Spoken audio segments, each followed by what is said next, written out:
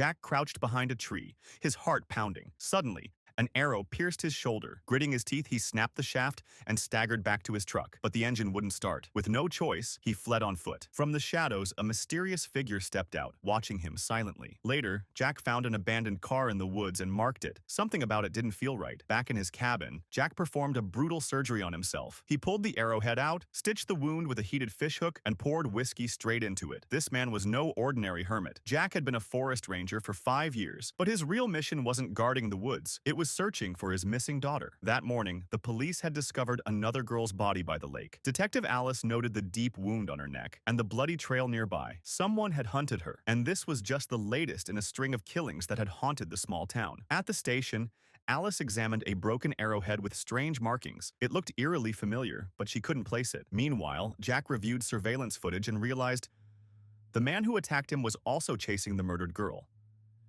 Jack became convinced that this stranger was tied to his daughter's disappearance, so he packed his gear and went back into the forest. The hunter was skilled, almost inhuman. Jack barely escaped an ambush by throwing a can of paint to blind him, but before Jack could take a shot, the man slipped away. Then Jack stumbled upon a girl, still alive but terrified. Her name was Molly. She couldn't speak, her voice box had been removed. Jack promised to protect her. That night, he gave her his socks to warm her bare feet. For the first time, Molly began to trust him, but danger found them again. The mysterious hunter broke into Jack's cabin. A brutal fight broke out. Jack was pinned down, nearly strangled. Molly fired Jack's gun but missed. As the hunter raised his spear, headlights flashed through the window. Detective Alice had arrived just in time, but when she turned her weapon on the intruder, Jack shouted, "Wait, that's my brother, Mike." Alice froze. Mike claimed Jack was the real killer. Confused and torn, Alice lowered her gun. Mike escaped into the darkness. Later, Molly was taken to the hospital, while Jack went into hiding with the help of his ex-wife's new husband, Robert, a local cop. For a moment, Jack was safe. Then Mike was arrested, but the truth came out. He wasn't the killer. The real murderer was still out there. Drunk and broken, Jack wandered into town and spotted a car he had marked earlier. Following it, he discovered a house filled with hunting trophies, girls' belongings, and photos of his own daughter. Before he could act, the killer returned. It wasn't Mike. It wasn't a stranger. It was the town's forensic pathologist, the very man trusted to investigate the murders. He drugged Jack and dragged him deep into the forest. The doctor wasn't interested in quick deaths. He loved the hunt. But Jack fought back. In a desperate struggle, he overpowered the killer